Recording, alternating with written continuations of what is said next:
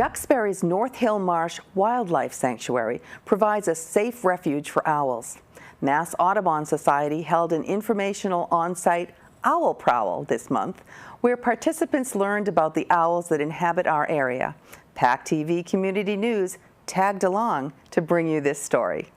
I'm here representing Massachusetts Audubon Society. We're about to head out on what's called an Owl Prowl, which is one of the programs Mass Audubon sponsors to try to get people out into nature, get them out and appreciate it, absorb it, be a part of it. I'm going to talk a little bit about snowy owls because they are very exciting this year. Typically, every other year we might get an owl or two on the South Shore. They're often trapped at the Logan Airport by Norm Smith, and he'll drop them at Duxbury Beach to get them out of harm's way of airplanes.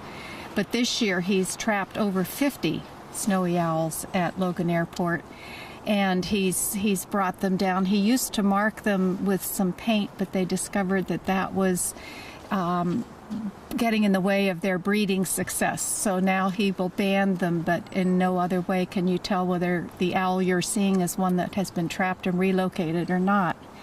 The reason this year is such an exciting year is that there are dozens of owls being seen all over the state, particularly in the coastal areas.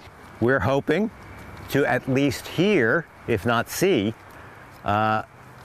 two of the owls that are common in this area. This is the great horned owl.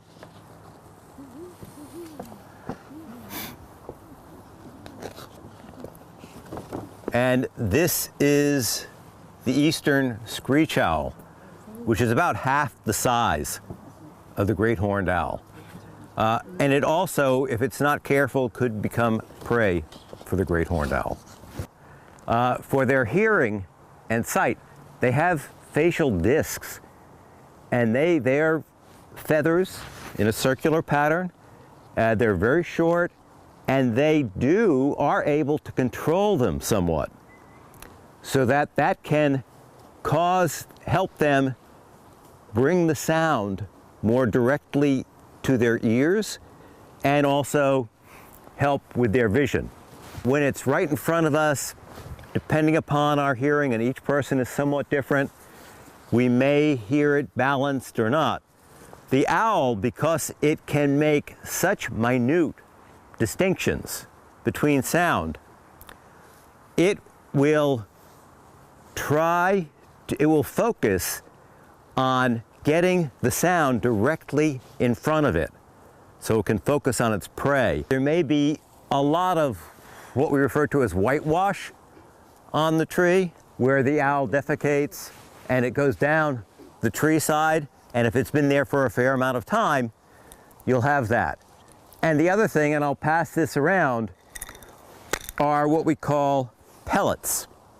I don't know if you've ever seen one. You've probably heard about them. But an owl, if what they're eating is small enough, they'll swallow it whole.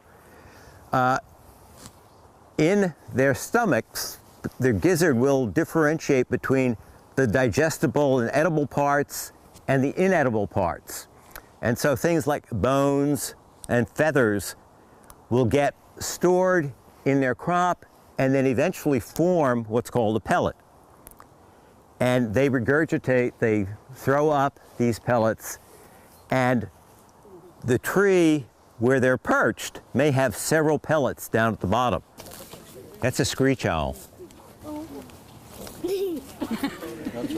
And it's in the hollow of a tree, because that's where it will nest. The Owl Prowl is sponsored by the Duxbury Cultural Council and is being done under the auspices of Mass Audubon South Shore Sanctuaries.